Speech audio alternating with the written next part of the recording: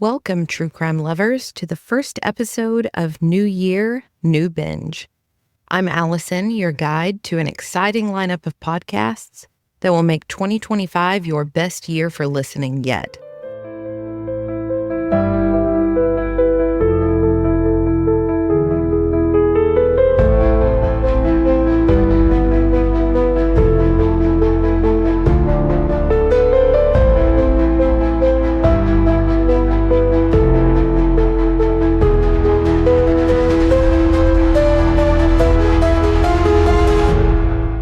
It's a time for resolutions, and mine is simple: to share with you the most captivating, chilling, and downright binge-worthy true crime podcasts.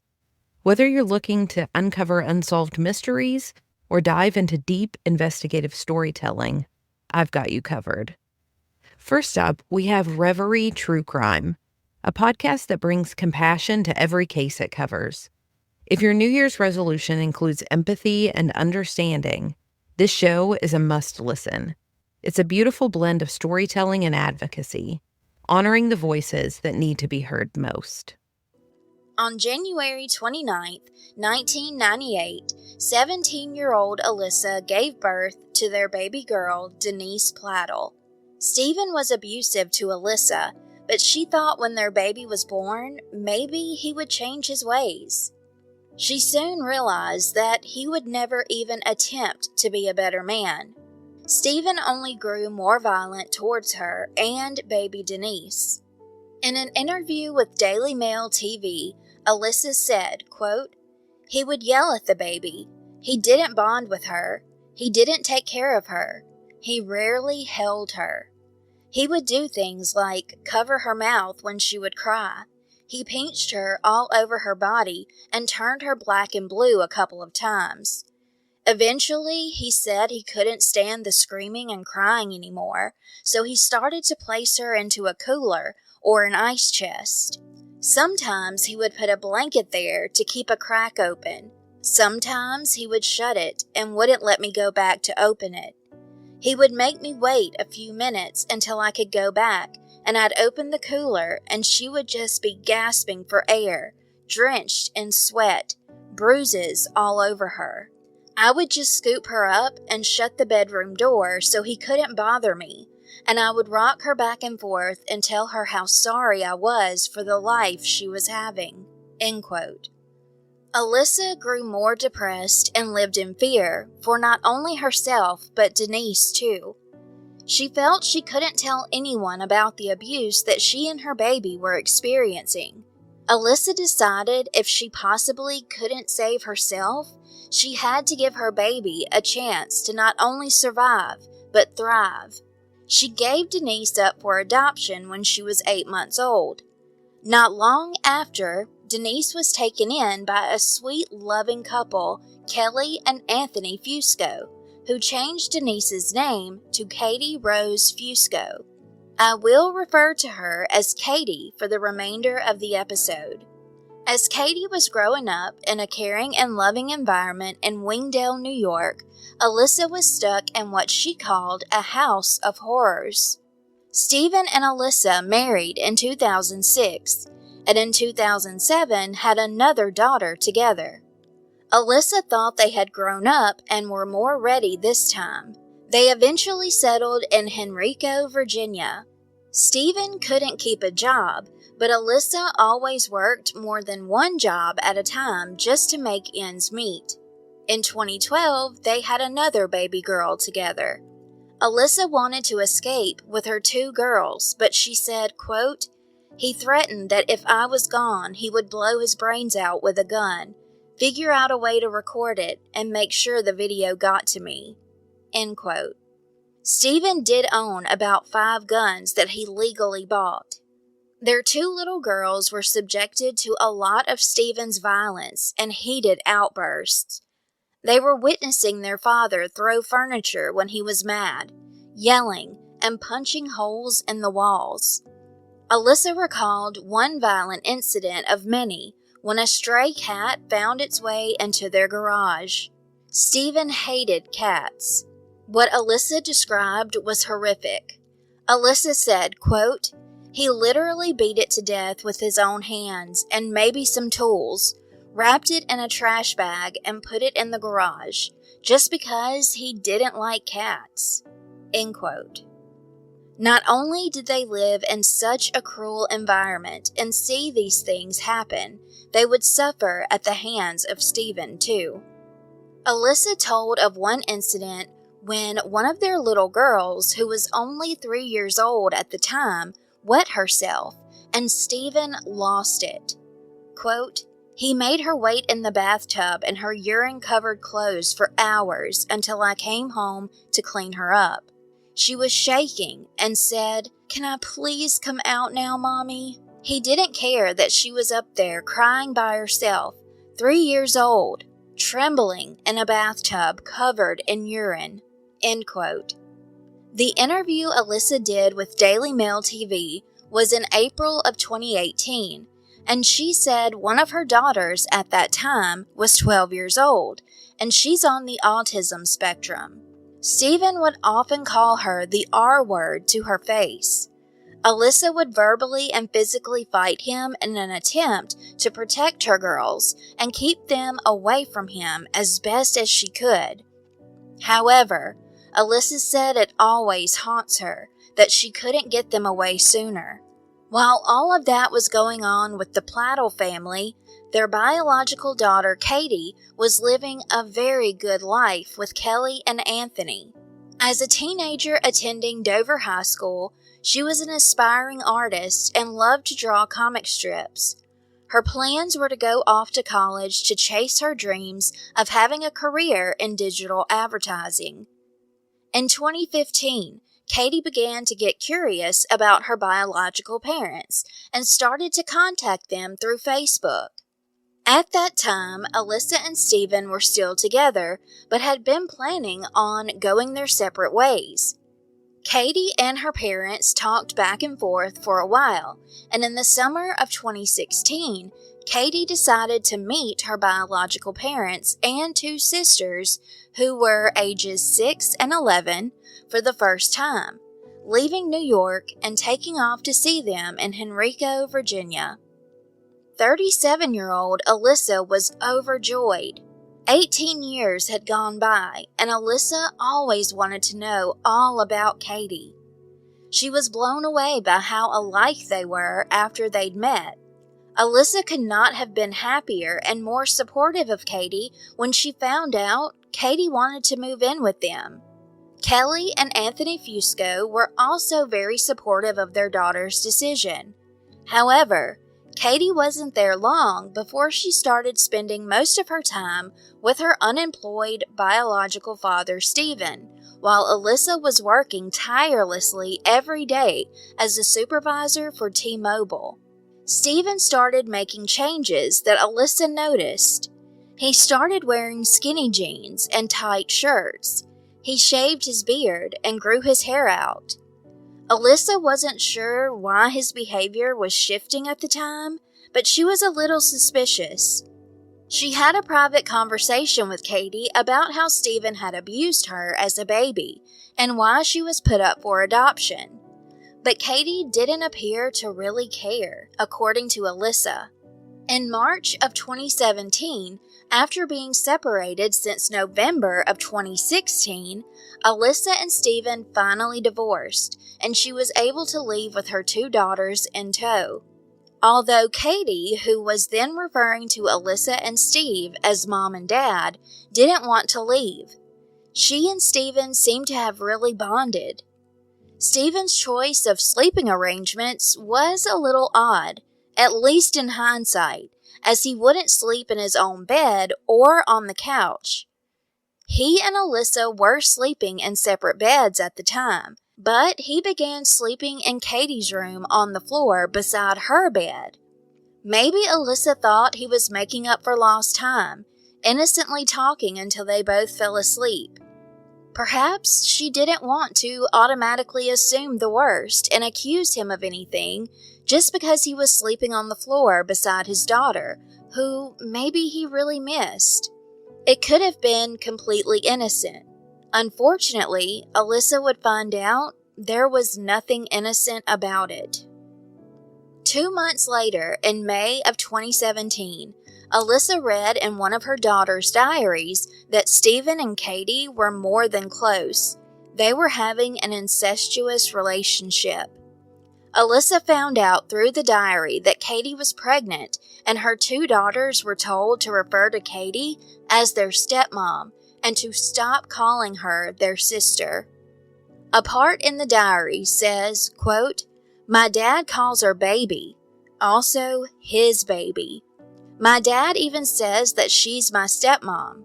WTF, he doesn't even want me to say or call her sister anymore." End quote. The little girl would also refer to her father, Stephen, as Satan in some of her writings, and she expressed that she was scared of him. Immediately, Alyssa called Stephen, who told her yes, Katie was pregnant, and that it was actually none of Alyssa's business. He told her that if she told anyone about them being together or Katie being pregnant, that he and Katie would leave the state. From there, Alyssa did call the police to tell them everything, and she sought a protective order to keep Stephen away from their other 2 daughters. Both of Alyssa's daughters told authorities that their dad was the father of Katie's baby, and that he even talked about marrying her. The 2 went on to tell them about Katie moving into Stephen's bedroom, and how they could no longer refer to Katie as their sister. They were only to refer to Katie as their stepmom. Also, in the affidavit, one of the girls told authorities that their father told her not to tell anyone because her friends would make fun of her. An investigation began. On July 20th, 2017, Stephen and Katie got married in Parkton, Maryland. They were only able to wed because they lied on their marriage papers about being related. The only ones to attend the wedding were Stephen's mother, Grace, and Kelly and Anthony Fusco, who reportedly said there was nothing else they could do except be supportive of Katie. On September 1st, 2017, Katie gave birth to her and her biological father's baby, who they named Bennett Carrion Plattle.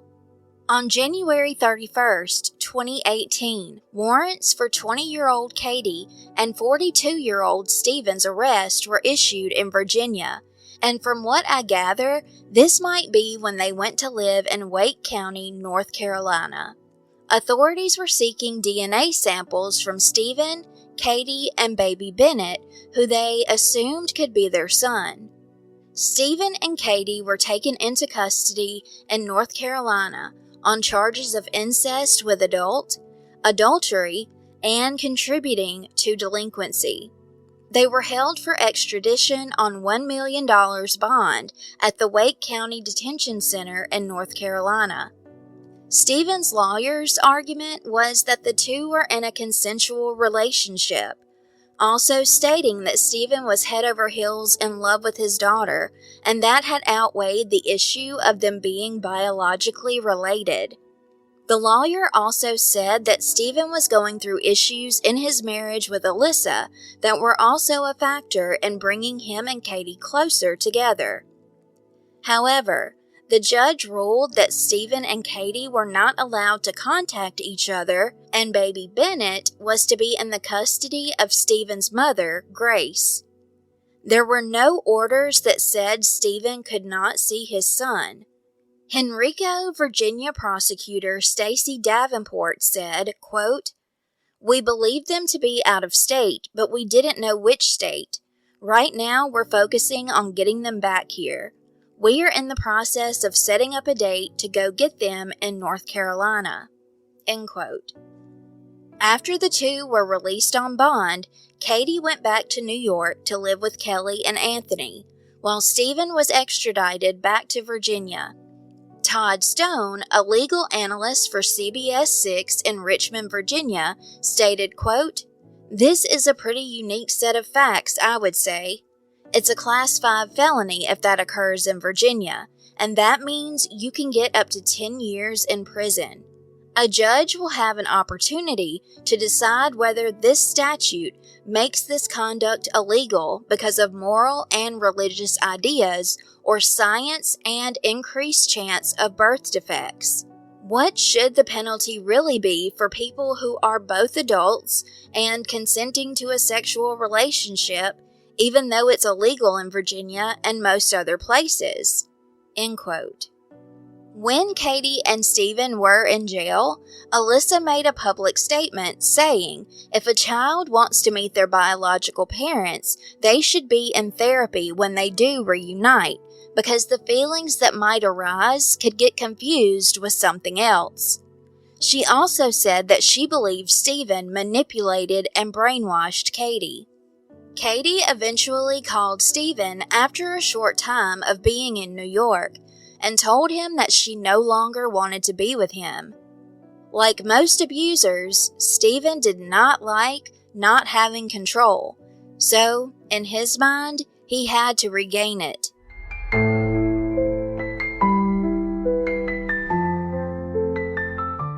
Next, kick off 2025 with the fascinating stories from Fresh Hell podcast.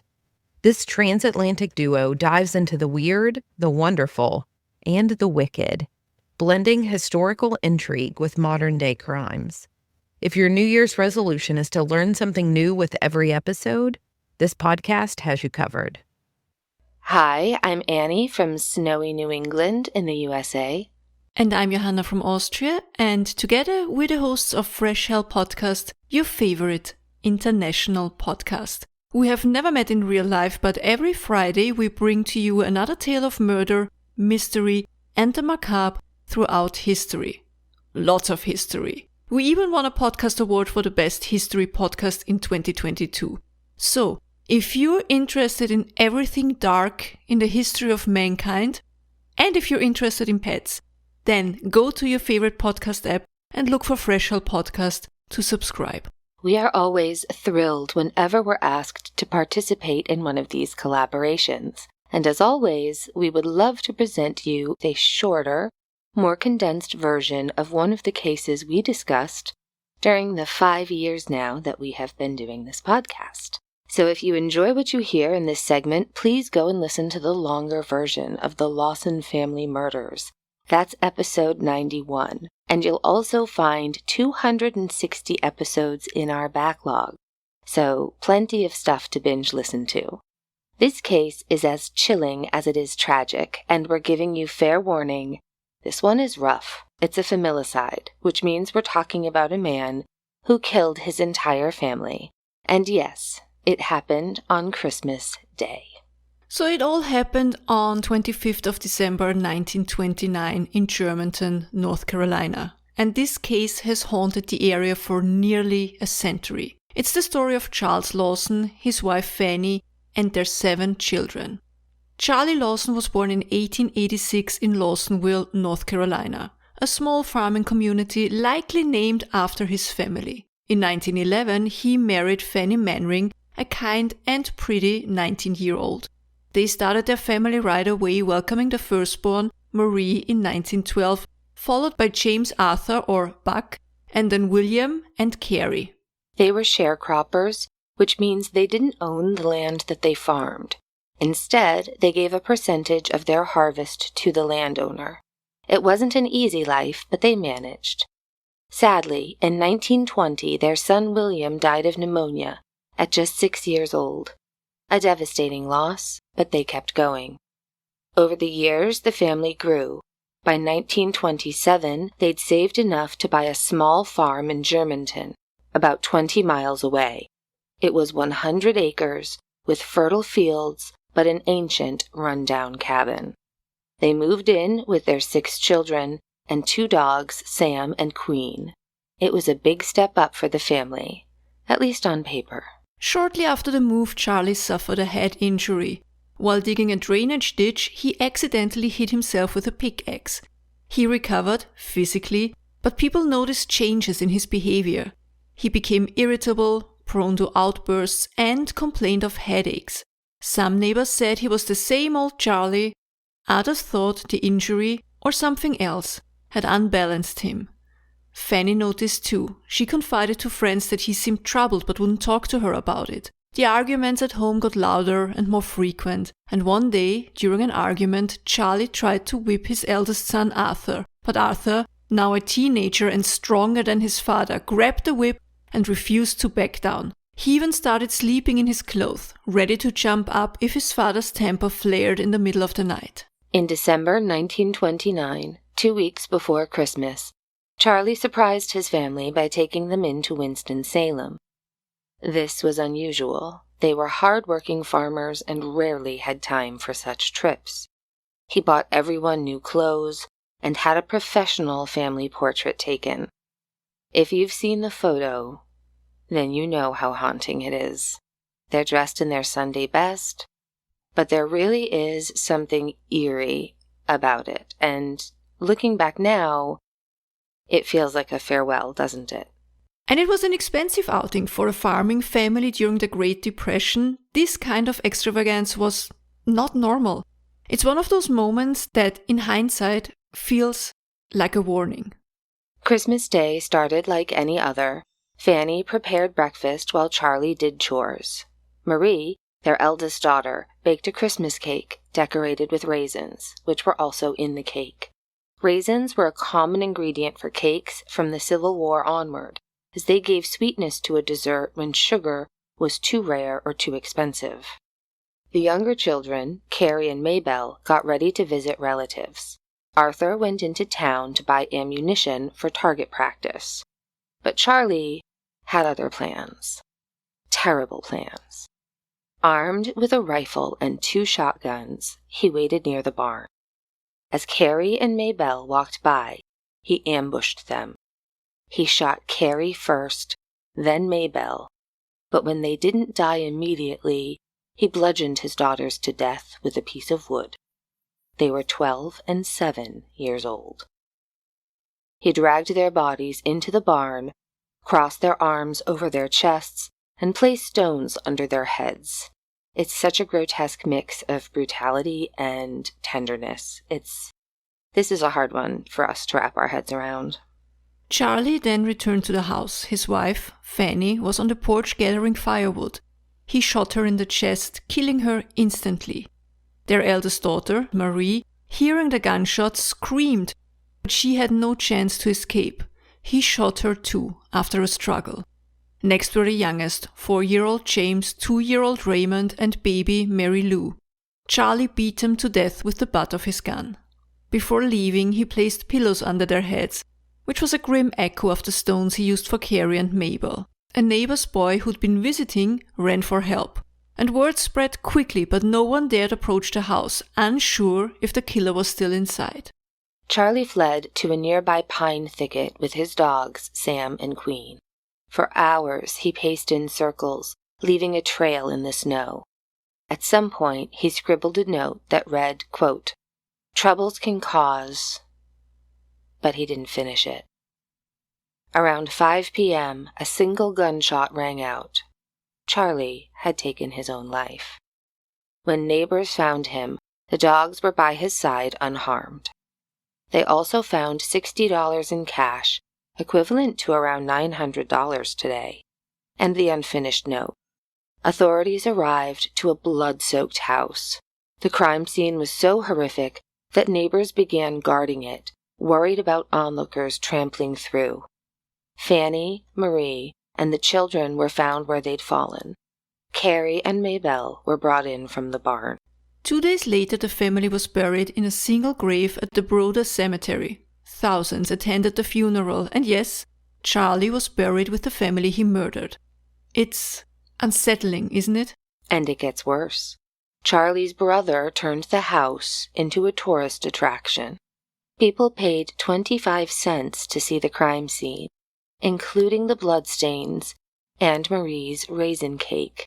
They even started to steal raisins from it, so it was placed under glass. This fact still lives in our heads rent-free. Arthur Lawson, the only survivor, was away from the farm that day, and only 19 years old when his family was murdered. He carried the weight of this tragedy for the rest of his life. He married and had children, but the trauma never left him. In 1945, he died in a truck accident at just 32 years old, and he's buried near his family. It's just heartbreaking. Arthur had no chance to heal.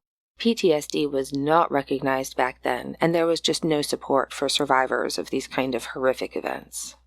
The big question remains, why? Some blame Charlie's head injury, suggesting it caused a mental breakdown. Others think he had an undiagnosed mental illness. But there's another, darker theory, because some believe Charlie was abusing Marie and that she was pregnant with his child. This theory is based on rumors and remains unproven, but it adds another layer of horror to an already horrific story. The Lawson family murders remain one of the most disturbing crimes in American history. It is a story of loss, trauma, and unanswered questions. It's a sober reminder that people being fascinated by true crime is really nothing new. The media acts sometimes like this is some sort of new fad, but Hellions know this is sort of a natural thing. But we do it respectfully, because Hellions would never steal raisins. No, we would never. The audacity. Who are these people? Who can say? They aren't us. The most important thing to us is, of course, the victims, Fanny and her children, whose lives were stolen that Christmas Day. And if there's one takeaway, it's that we should never stop advocating for mental health awareness and support. Tragedies like this remind us how vital it is to seek help before it's too late. We hope this episode, though heartbreaking, helps honor the memory of the victims. And just remember, as Winston Churchill once famously said, if you're going through hell, keep going. Tschüss. Bye.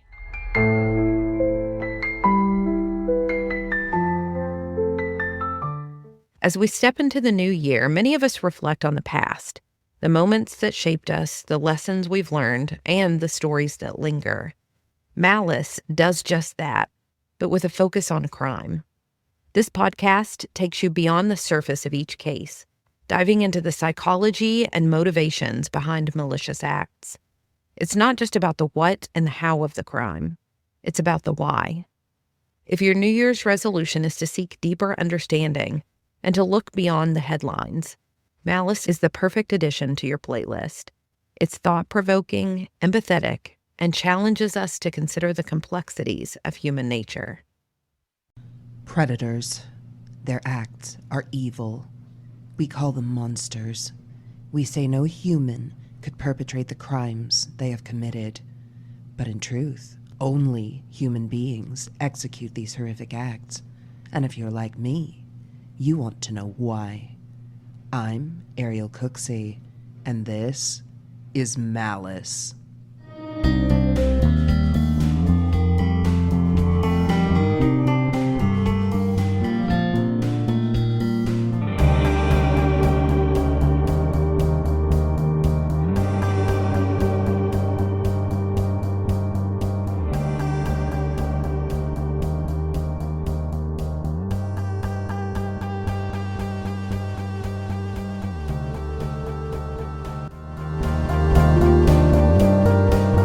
The following episode is part 1 of a 3-part series. It contains discussions of domestic violence, rape, desecration of a corpse, and graphic depictions of homicide. If these issues may be triggering, please practice self-care and do not proceed. Prologue. Something didn't feel right. She was careful to be sure, but this wasn't for her. It was for her roommate. She loved her roommate, and her roommate loved him, so of course she wanted to help. A trial run, he told her, for the big surprise. He wanted everything to be perfect. She wanted that too. And so she swallowed her misgivings and removed her glasses, allowing him to place the blindfold over her eyes. The bath towel, actually. That was a little weird, sure, but this was a spur-of-the-moment idea, so she was sure he'd smooth out that detail. It would have been awkward with anyone, she reasoned. It wasn't just him. He hadn't given her any reason to feel uncomfortable, really. She trusted him. But then there was the duct tape over her mouth. That's not... Yeah, something didn't feel right. He'd been dating her 35-year-old roommate Beth exclusively for about a month, though the pair had first hit it off 6 months back. Beth was smitten. A single mother, she was blown away by his grand showings of affection. He would treat both Beth and Suzanne to shopping sprees and would hire limos to take them to and from their evenings out. At bars and restaurants, he always footed the bill, buying round after round for his adoring entourage. He was always surrounded by friends and fawning women. He just had a magnetism about him, but his eyes were only for Beth. The roommates had first encountered him at a local watering hole called Shipwrecks, where the 42-year-old man was a regular. The renegade cowboy who played by his own rules, his persona was larger than life and earned him the nickname Wild Bill Cody. Almost always in his signature black cowboy hat, black shirt, and tight blue jeans, he'd top off the ensemble with a black full-length duster and cowboy boots. He loved the impact he made on the regulars, and Suzanne and Beth began to find themselves at Shipwrecks more often to be in his company. Eventually, they would accompany him to other local haunts, where he would throw money around with abandon. Money, he told them, was something he had plenty of. He had a mansion in Vegas, he told them, and another in Denver, where he hung his hat. Denver was home. Now, this was the late 90s, so obviously he couldn't pull up his Insta and show off the homes. But fully committed to his braggadocious behavior, he had put together a 3-ring binder to show off photos of the properties. He actually carried this thing with him. Totally normal. He regaled his audience with tales of his time as a bounty hunter, and even alluded to his time working as a hitman for the Mafia, an organization he referred to as the Family. While the stories were outrageous, he was never short on cash and seemed to have the bona fides ready to prove it. While out at an upscale restaurant in early 1998 for Suzanne's birthday, Wild Bill introduced the two women to his friend Angie. Suzanne had suspicions the two were more than just friendly, but Beth didn't think so. Perhaps it was wishful thinking, as she had begun to fall for the charismatic cowboy. A few days later, Beth and Wild Bill tapped on Suzanne's bedroom door, telling her they had a birthday gift for her. Upon entering the room, Wild Bill withdrew his wallet and began to rain $100 bills down onto Suzanne's bed. I don't know about you, but despite the generosity of such a gift, I would be extremely uncomfortable with this, and Suzanne was too. She didn't know him exceptionally well, and this was pretty damn extravagant. Still, her roommate and Wild Bill were growing closer, and a month before Suzanne found herself standing in a strange garage blindfolded, he confided in her about a big surprise he was planning for Beth. Beth struggled financially as a single mother, and Wild Bill told Suzanne he wanted to help ease the burden on her. He had decided to buy her a home and a car, but he swore Suzanne to secrecy. But that wasn't all. Beth was not the only one for whom he was ready to be a benefactor. In the same breath he told her of the surprise for Beth, he offered her a position with his mortgage company based in Las Vegas. Suzanne had no experience in the type of work she was being offered, but the job sounded like a dream come true. The pay was unbelievable, and as a 20-year-old woman, the prospect of traveling between Denver and Vegas sounded pretty great. All she had to do was meet with his 2 Vegas attorneys, and they'd be set. He told her he would make arrangements for the 2 of them to fly out just after the 4th of July holiday. So as an aside here, I am screaming inside.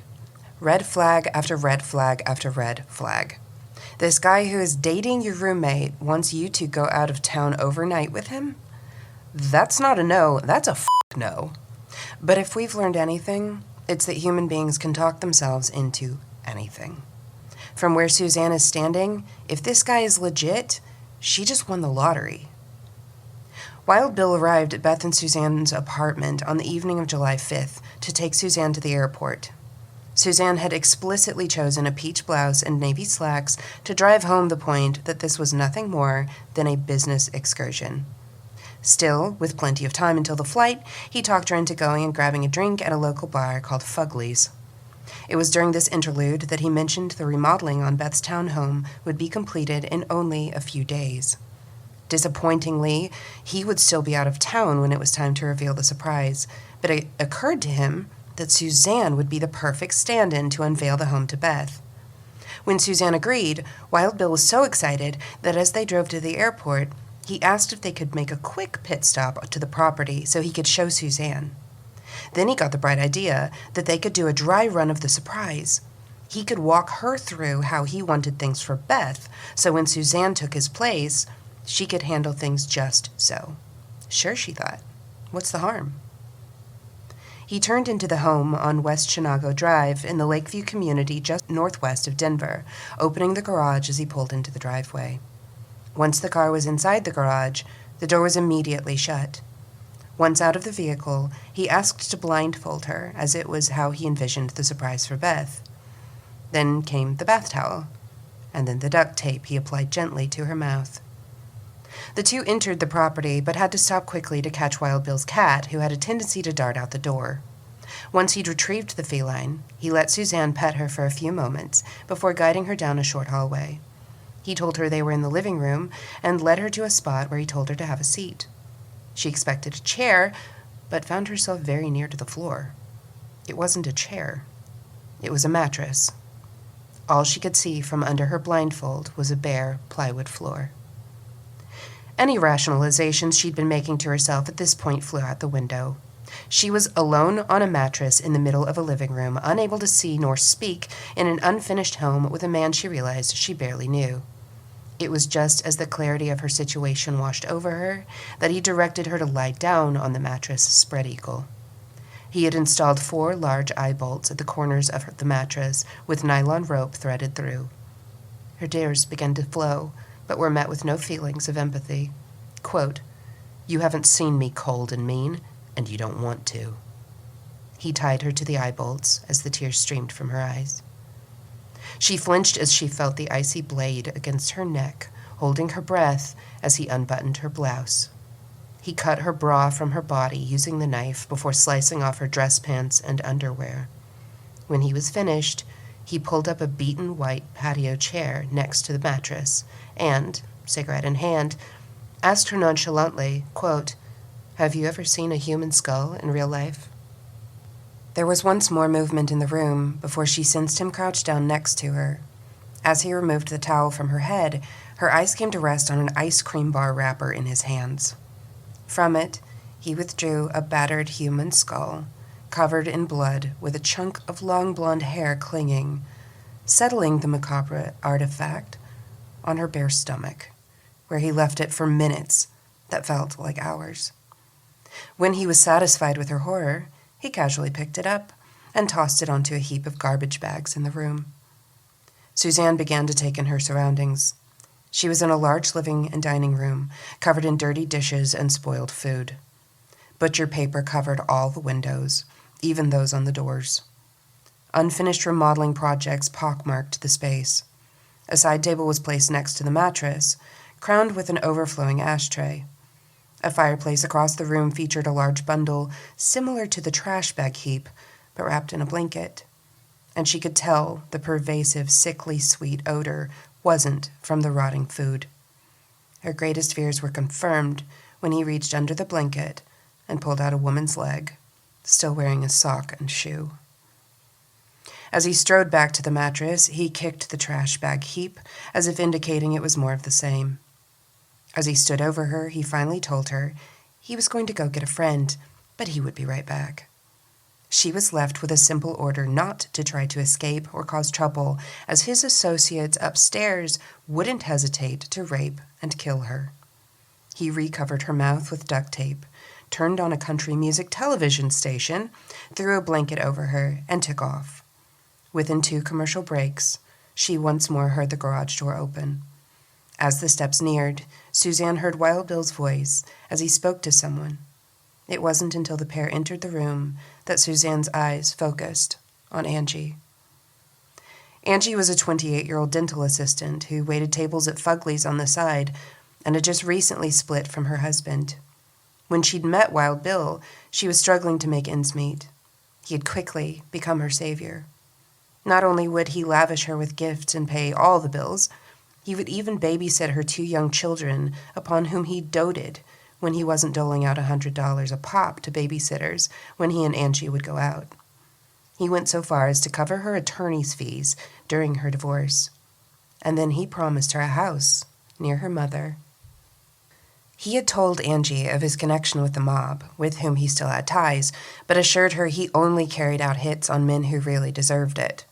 No innocence. She was completely clueless that he had been dating Beth at the same time, but still there had been signs all was not right with the pair. He told her he couldn't disclose where he lived for her own safety, and some of his stories seemed beyond the plausible. And divorce is not a simple thing. She had been in touch with her estranged husband, with whom talks were on the table about reconciling. She had gone to a place where she was ready to cut ties when she got a call that would change her life. Wild Bill told her over the phone on that fateful 4th of July that he had bought her a house, a sweet little townhome just down the street from her mother's. As he spoke, he filled her head with the details of the place, fully furnished and newly renovated, and asked if she would like to see it. But he told her it wasn't quite ready to move into, and she couldn't tell anyone about it until the time was right. Angie, a woman after my own heart, immediately told her sister. Angie and Wild Bill set a date to meet at a bar called Fiddlesticks the following day, from which he followed Angie home in his truck to drop off her car. Red flag on the play. Why didn't he just pick her up from home? But I digress. He drove her past her mother's house to the townhome, entered the garage, and as before with Suzanne, immediately closed it behind them. Once out of the vehicle, he blindfolded her. But he didn't guide Angie to the mattress as he'd done with Suzanne. He had placed a dining room chair in the middle of the floor facing the mattress, helped her to be seated, then convinced her to let him bind her arms and ankles to the chair with duct tape, chatting with her about her day. When he had done so, he told her to try to get out of the bindings, which she did, so he refastened them tighter. When he was satisfied she couldn't move, he gently removed the blindfold from her eyes and watched as she began to take in the scene. A grin crept over his face, and he purred, quote, "Welcome to my mortuary." The nightmare was just beginning. As always, thank you so much for your support and encouragement. It means the world to me. For ad-free episodes and bonus content, check out patreon.com/malicepod for only $1 a month. I hope you'll join me for part 2, where we delve further into the depravity of Wild Bill. But until then, I'm Ariel Cooksey, and this is Malice.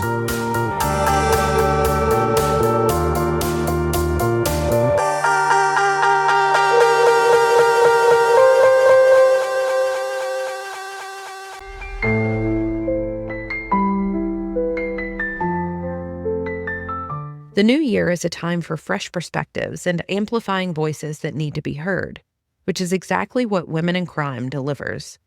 This podcast dives into the stories of women whose lives have intersected with crime, whether as victims, survivors, or perpetrators. Hosted by expert criminologists, Women in Crime explores the social, psychological, and systemic factors at play in each case. If your New Year's resolution is to seek justice, understand untold stories, and advocate for change, this podcast is for you. Hi, listeners. My name is Megan, and my co-host Amy and I are both criminologists who host the podcast Women in Crime. Each week, we cover a female-focused crime, pairing the story with the science to explain where it all went wrong. Today, we offered this excerpt for one of our episodes, which we hope you'll enjoy. And if you'd like to learn why crime is different for women, please check out our podcast, Women in Crime. On a quiet street in the California suburb of Paris, a neighbor's surveillance camera caught a teenage girl exiting the window of her house around 5:49 a.m. on January 14th, 2018. The camera shows the girl running quickly down the driveway of her home and then running down the street. This teenager was 17-year-old Jordan Turpin. Though from the footage, Amy, she looks much younger.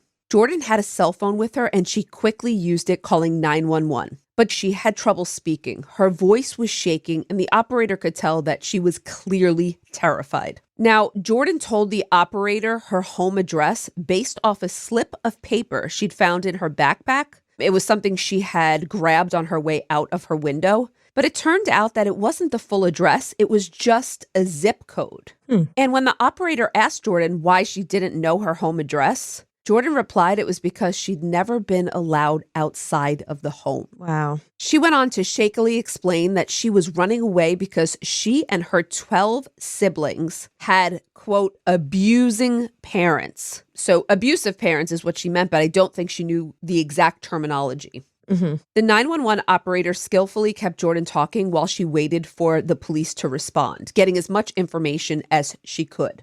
So here's what Jordan revealed. She told the operator that her parents hit her and her siblings on a regular basis, pulled their hair out, choked them, and shockingly, that 2 of her sisters were currently chained up in the house right now.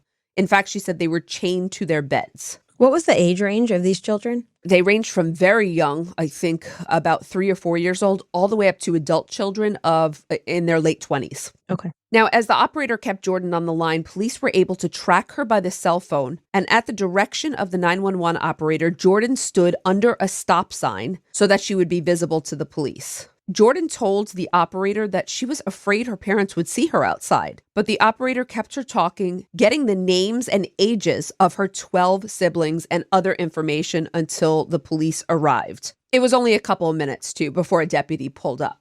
But Jordan had never spoken with a stranger before, let alone a police officer, Amy, and while she tried to explain how much danger she and her siblings were in, her vocabulary was very limited. And the deputy had a hard time making sense of her story at first. But Jordan cleverly had pictures of her situation on this cell phone that she had. Now, it was unclear at this time, just so you know, how she had this cell phone. I was just going to ask if if her parents were so abusive, it's odd to me that she would have a cell phone. It's not actually her cell phone. Okay. And it was the only cell phone, I believe, in distribution in their house. And I believe it was one of the adult children's phones that was either discarded by a parent or this child got a hold of secretly, and then Jordan got a hold of it. So the children did not have cell phones. This was one phone. It was a rarity. And I believe also, just so you know, this was a flip phone. So an older phone. But what Jordan had on this phone and what she showed the deputies were pictures of her 2 sisters chained up, just as she said, filthy, dirty. And I mean really filthy, Amy. Obviously malnourished and so pale, like they hadn't seen sunlight in years. It was very disturbing. And you can see this whole thing on film if anyone would like to see. The surveillance footage is posted online and is publicly available.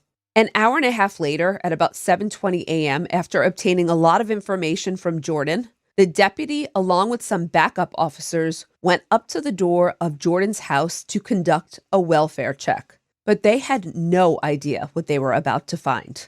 Before we get to the search, I just want to point out that Paris, California, is quite a lovely suburb. It's certainly not the place you'd expect to find what was behind this front door, but then again, awful crimes can happen anywhere. And these deputies were about to find that out as they knocked on the front door of the Turpin house. Now, it was early in the morning, as I said, about 7:20 a.m. It took 2 minutes for David and Louise Turpin, seemingly very surprised, to open the door. They told the officers that they had been in bed sleeping, though, as it was early, and demanded to know what this was all about. And when the deputy said that they had been sent to conduct a welfare check, the Turpins reluctantly allowed the officers in. As the officers came through the door, you can also see all of this, by the way. As they came through the door, Louise acted very nervous, asking what kind of call the officers received to bring them to the home for a welfare check. The deputies didn't quite answer. They kept it loose. They said they received a call from a young female that the children might be in some danger in the home. And I'll tell you that they moved through a scene that was absolutely horrifying. Their body cameras documenting all of what I'm about to describe. The house was a horde with clutter, decaying food, and trash that filled every room from top to bottom. So there was no floor space whatsoever, no counter space, nothing. And there were dirty children sitting in this mess. The windows were all closed, and it was hot, which intensified the smell of decaying food and trash. They did not have air conditioning working. Can you imagine? No, Yeah. I can't. As they searched the bedrooms, the deputies found 2 frail and filthy girls with bruises all over their arms. These were the girls from Jordan's photos, And although they were not in the chains as her photo showed, the bruises on their arms clearly matched where the chains were in the photos and indicated that they had been chained just prior to the arrival. Where were the parents, meanwhile? Have they been detained at this point? Nope, they are walking through the home kind of with the deputies. However, I will say the deputies were very skilled. One of them would walk through and the other kind of held the parents in like the front room, keeping them separated from the children. Okay. A second bedroom revealed several more badly emaciated and dirty children. They were very, very dirty. In a third bedroom, deputies found 3 boys, one of whom was actually shackled to his bed by wrists and ankles. And those chains that were probably on the girls, the deputies found them in the closets as well, likely being hidden there. At this point, the deputies had seen enough. So they were detaining them in one room at first, but they placed Louise and David Turpin under arrest for child endangerment. The children were literally freed from the chains that shackled them, and emergency services immediately brought them to the hospital to tend to their injuries and severe malnourishment. Just so you know, some of the children couldn't even walk. They were so badly malnourished, their bones hadn't developed properly. At the hospital, it would be the first time where these children received basic needs. They discussed getting food, getting macaroni and cheese. They were so excited. They were super excited to get baths and clean clothes. According to Jordan Turpin and some of her other siblings, they were only allowed to bathe once or twice a year. I have so many questions, but I'm assuming we'll get to a lot more information, so I'm trying to just let you tell the story. In fact, Amy, just so you know, there was a question about why they were shackled. The deputies had asked Jordan if he knew, and she said it was punishment because they stole. And he asks what they had stolen, and she said, well, food, but they were starving. This was punishment for eating. So who was this family, and how had this happened? Why would parents chain their own children up in their beds? We hope that you enjoyed this clip of the Jordan Turpin episode. If you like what you heard, we invite you to follow Women and Crime wherever you listen to your podcasts. You can hear the rest of Jordan's story in episode 176, which aired on April 23rd, 2024. Thank you again from Women and Crime.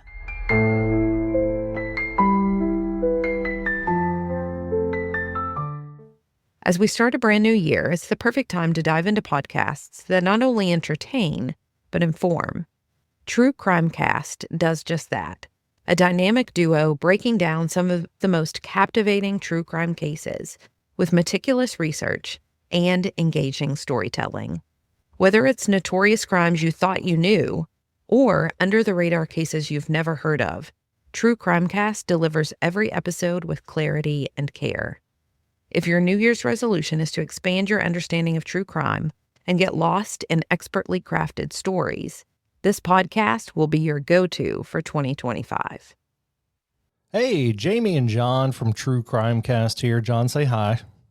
Hello, folks. There's John. Yeah, we have been going for about 7 years. We have a huge backlog of content. We release new full episodes every Tuesday, and then we do shorter episodes we call True Crime to Go on Wednesdays and Fridays. So you can find us wherever you find your favorite podcasts, and we'd love to have you join our group of listeners and enjoy the ride.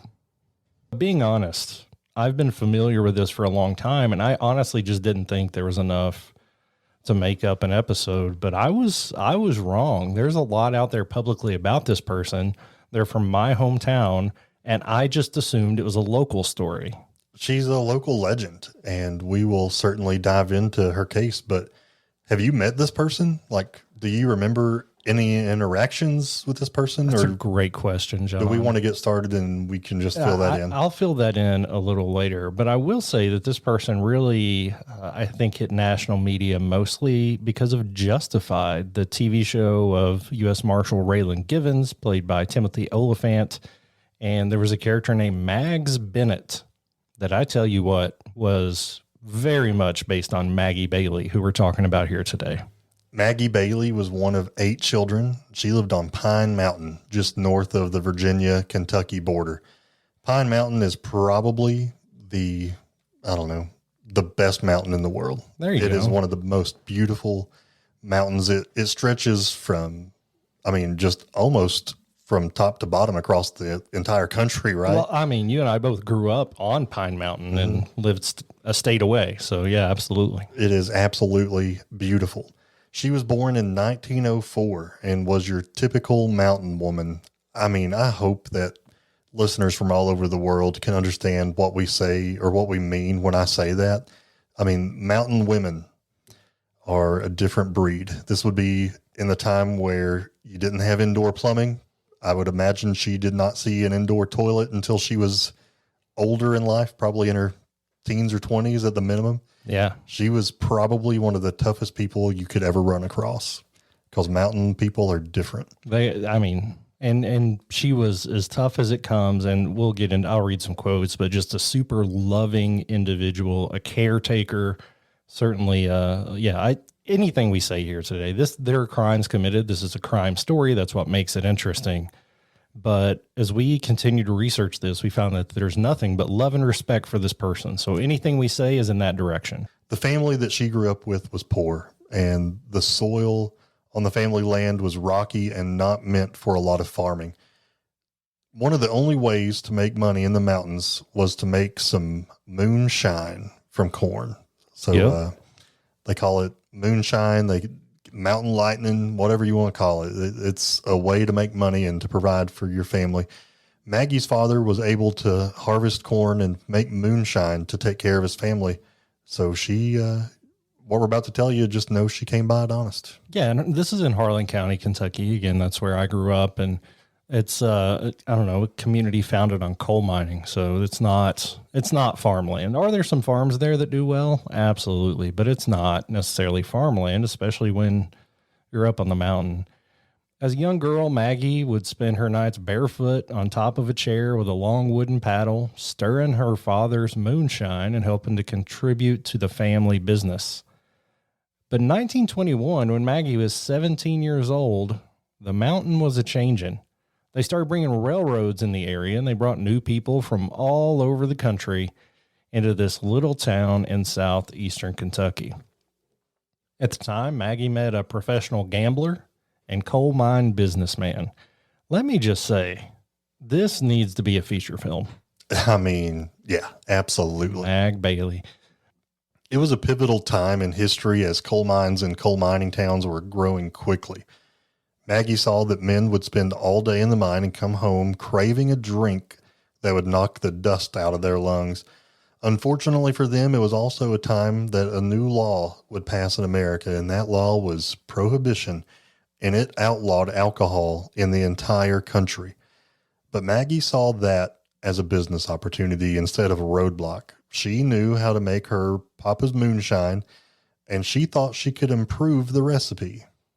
Yeah, moonshine, and in case people have never had it, and look, you can go to Gatlinburg and they have quote unquote moonshine stores. It's not the same. If you're drinking moonshine made in a still out of the mountains, it's going to taste a lot more like something that could take rust off a bumper. It like cleans your insides as it goes through you.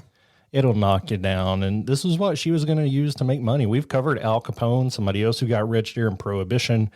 And yeah, I mean, talk about a law that backfired. Not only were people getting rich off of this, but probably led to more alcoholism than we've ever seen in our country, telling people they couldn't have it. Anyway, Maggie, who we're going to call Mag from now on, she rented a house on the outskirts of town and turned it into a moonshine factory. Started producing hundreds of gallons of liquor, which obviously was untaxed because this was illegal. Before long, everybody in the area knew where to get their liquor. A lot of them didn't have any idea that it was being run by this young, sweet lady up in the mountains. They just knew where to go pick up the best moonshine around. It quickly became the most popular in all of eastern Kentucky, and that may sound silly, but at the time, that's saying something. In 1933, Prohibition ended, and Maggie wondered if her business would end with it. Taverns and distilleries were reopening, and unfortunately for Maggie, women were not allowed to own a liquor business. You have to legally get a liquor license in order to sell it, and women were not allowed to do that, which is just crazy to me that women were not allowed to vote or own a liquor store or whatever. But at this point, Maggie had been making and selling liquor for 14 years, and she was not going to give it up easily. So she became the first woman to obtain a liquor license, and she opened a business and called that business Mag's Place.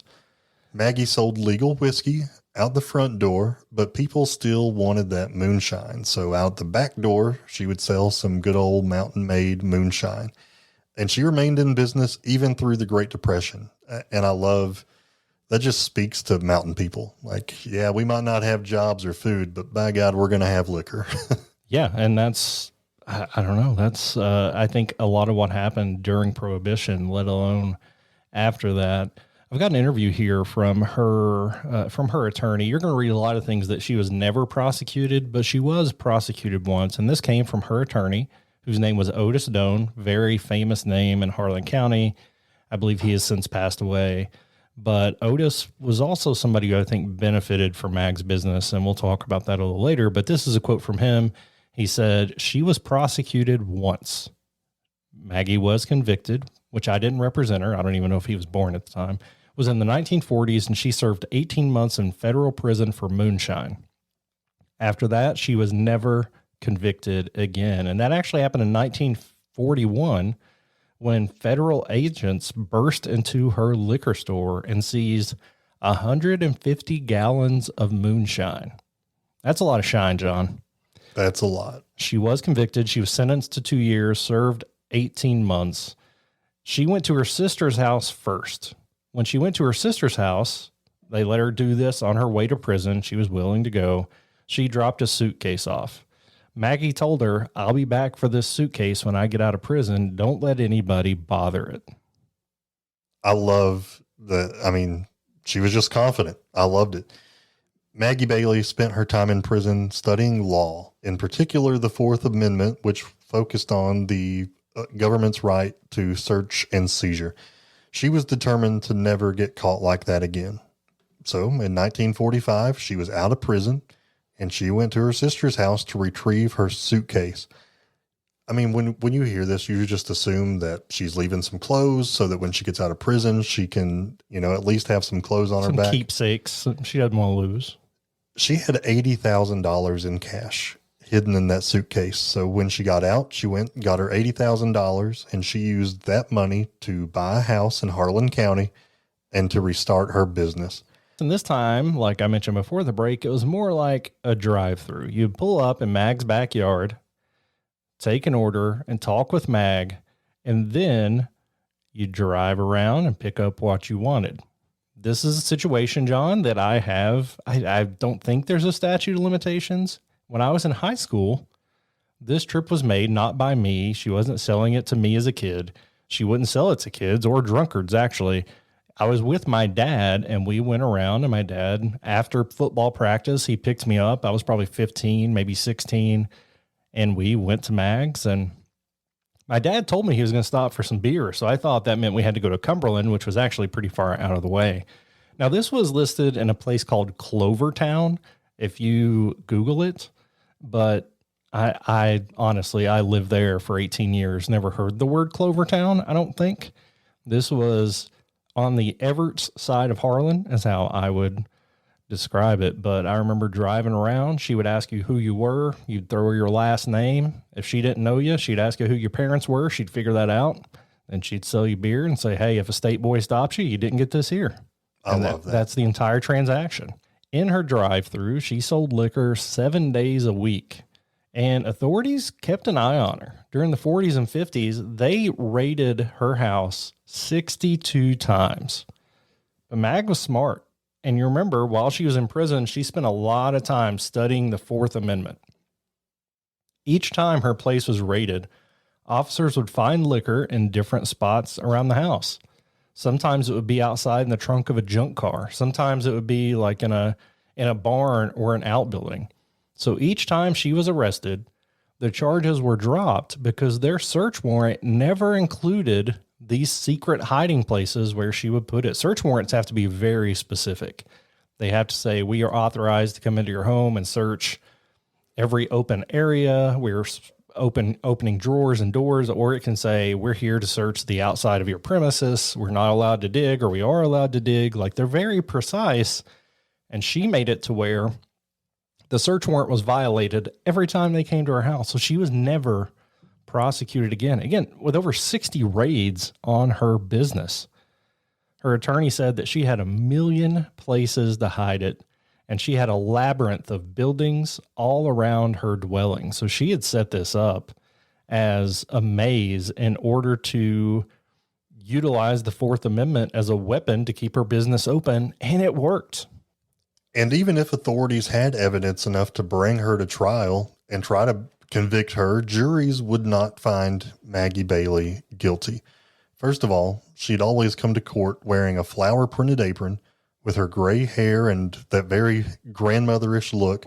And secondly, Maggie was far too beloved in her community to ever have a jury of her peers convict her. She knew everybody in town. And when people were struggling during the Great Depression, she gave them liquor on credit. She let them sell the liquor themselves and pay her back, and then they get to keep some of the profits. She brought food to hungry families and even paid for college for several of her neighbors' kids.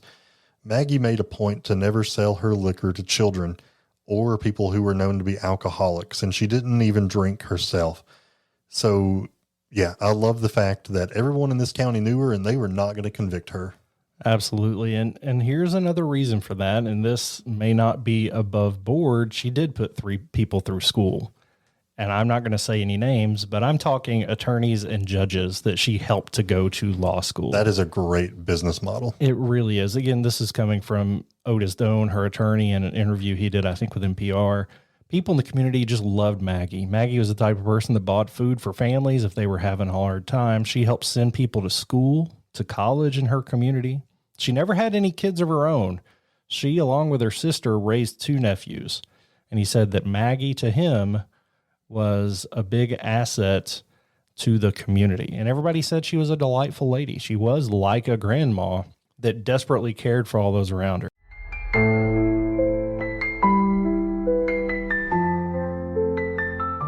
Closing out episode 1 is the Dark Oak podcast.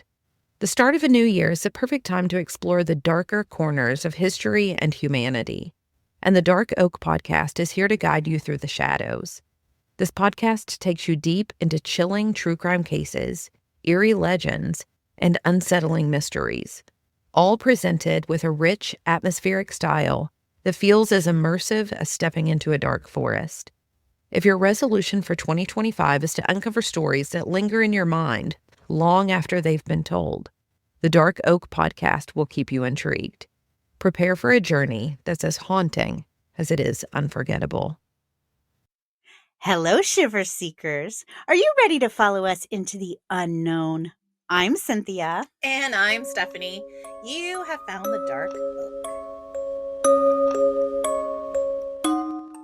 Welcome to the Dark Oak, the mystery podcast with purpose. Each month, through our charity called the Branch of Hope Foundation, we give a portion of our proceeds from our Patreon and sponsorships to a nonprofit organization related to the first episode of the month. To find out more, check out our website, thedarkoak.com. Well, Cynthia, Happy New Year! Happy New Year 2025! I know. And one of our first recorded episodes is this collab. So exciting. I know. We're really happy to work with Coffee and Cases again and all these other amazing podcasters. Well, this is our second collaboration, so I'm feeling like we're veterans. Oh, we're pros. We're veterans at this point. But how fun is it to listen to the collab and just feel all the different energy, the different podcasters, all the different styles? There really is something for everyone. Absolutely. And I know after listening to last year's summer collab, I found some new podcasts that I like to listen to on a regular basis. Yeah. So it's a great resource. Yeah, me too. And luckily, this invitation for this collaboration came at a great time because I was researching a case that I kind of think is perfect for this. I'm going to tell you the story of Ben Kita. On November 26, 2016, the Saturday after Thanksgiving, 18-year-old high school student Ben Kita was reported missing by his parents, Ibrahima and Asada Kita. He had apparently left his home in Lake Stevens, Washington State by himself, leaving home his wallet, phone, and car. He left his phone? Isn't that, I mean, for an 18-year-old?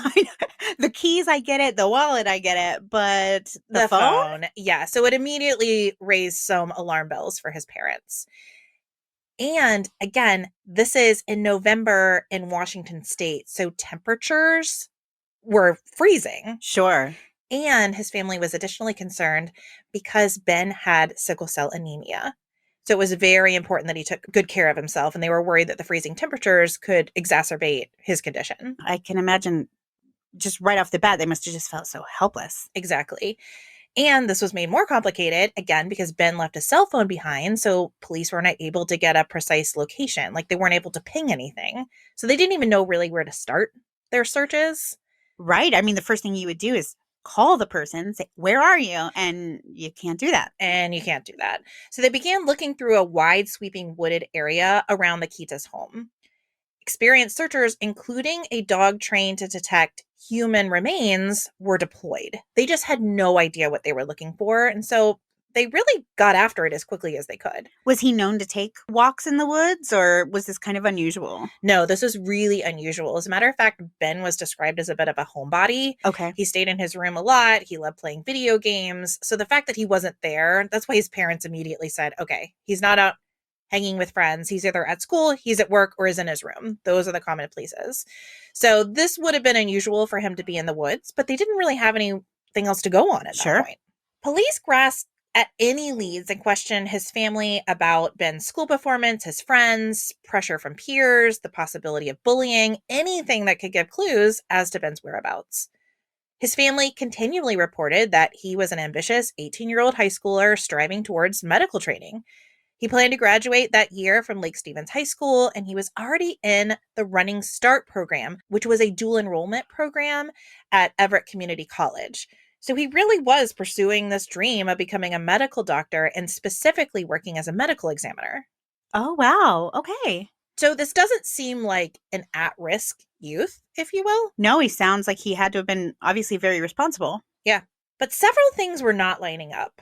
For starters, while investigating Ben's disappearance, police discovered he hadn't been in class for 3 weeks before his disappearance. Oh. Ben's family had no idea why Ben would have skipped classes or even that he had been absent from classes at all. Apparently, when a student turns 18, even though they're still enrolled in high school, the school does not track student whereabouts, which I did not know. Okay, I wouldn't have known that, but it does kind of make sense to me. Of course it does, but his parents were shocked to find out he hadn't been going to school. Sure, you think your child's going to school for 3 weeks and then you learn they're not. That's a big question mark. A big question mark. And then the further is, if I didn't even know he wasn't going to school, I'm probably not going to be able to provide you a reason why he wasn't going to school. So was there a problem at school? Right. I would imagine something had to have happened to make him not want to go. Right. Of course, nobody knew what that was. Unfortunately, the investigation wound up bringing up more questions than answers. 6 weeks passed with no sign of Ben. Then, on January 9th, 2017, a group of teenagers wandering into the woods stumbled across an awful sight.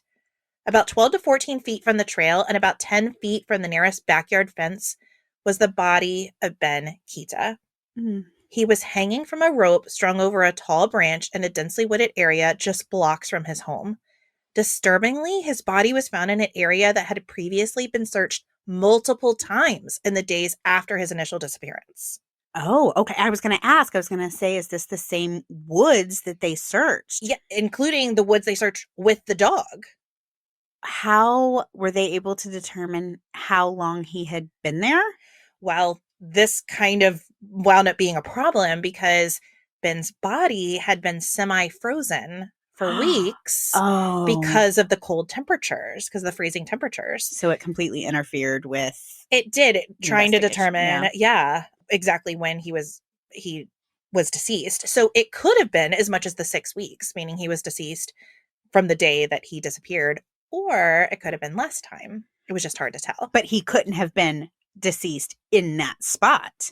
from the day he went missing because this area had been searched. Am I right? Well, that's assuming that they actually did search the area. Yeah, and we've covered, well, and even more than that, we've covered a few of these cases where bodies in wooded areas show up after the area has been searched. Maybe that could be chalked up to the fact that it's a densely wooded area and it's very hard to search all of it.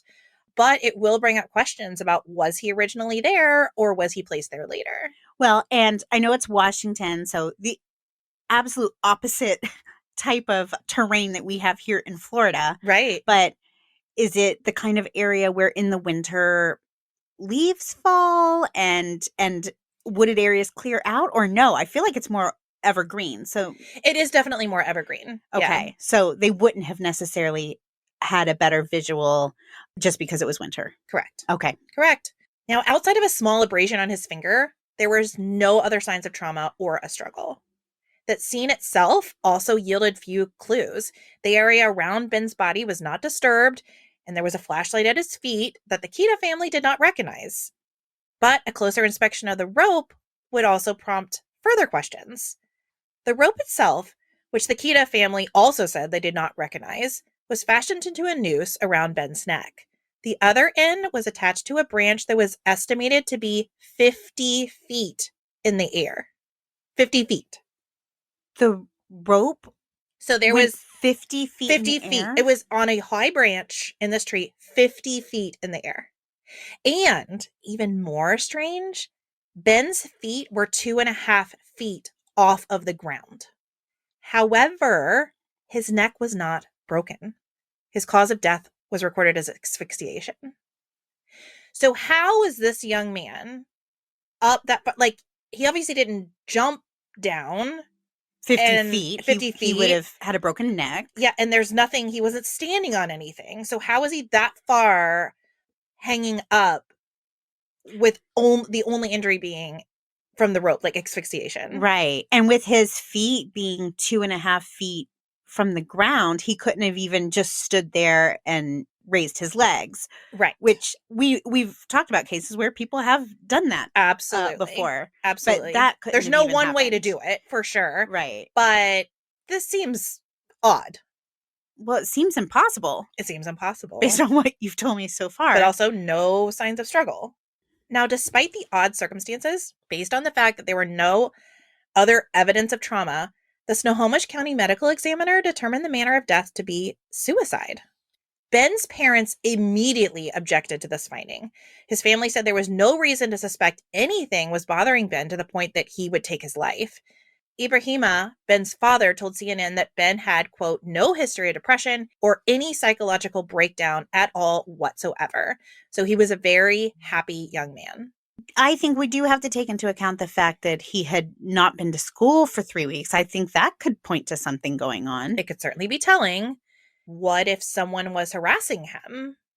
Right. If this was a homicide?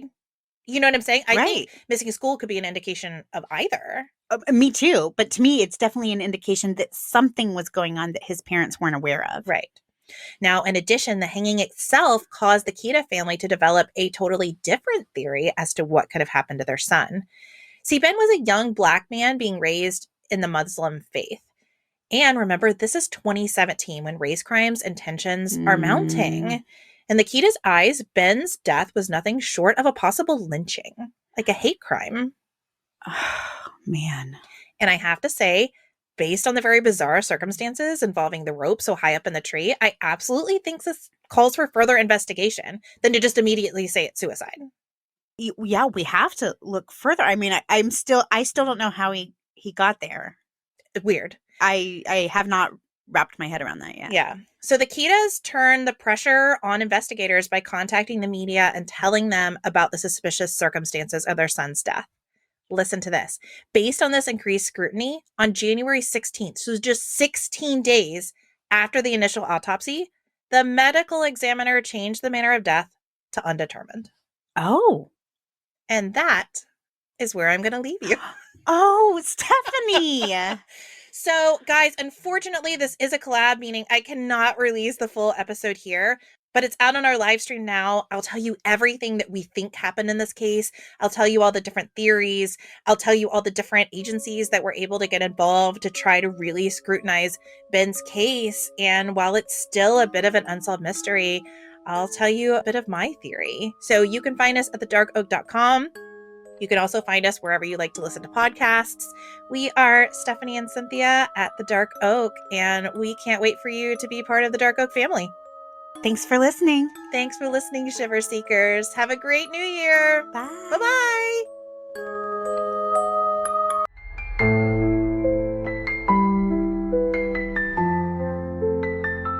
And that wraps up episode 1 of New Year, New Binge. Start your 2025 strong by diving into these incredible podcasts and exploring the stories they have to share. Links to the podcasts you've heard today are in the show notes. Join me for episode 2 for even more recommendations to keep your playlist fresh. Until then, here's to a year filled with curiosity, discovery, and of course, a whole lot of binging. Cheers.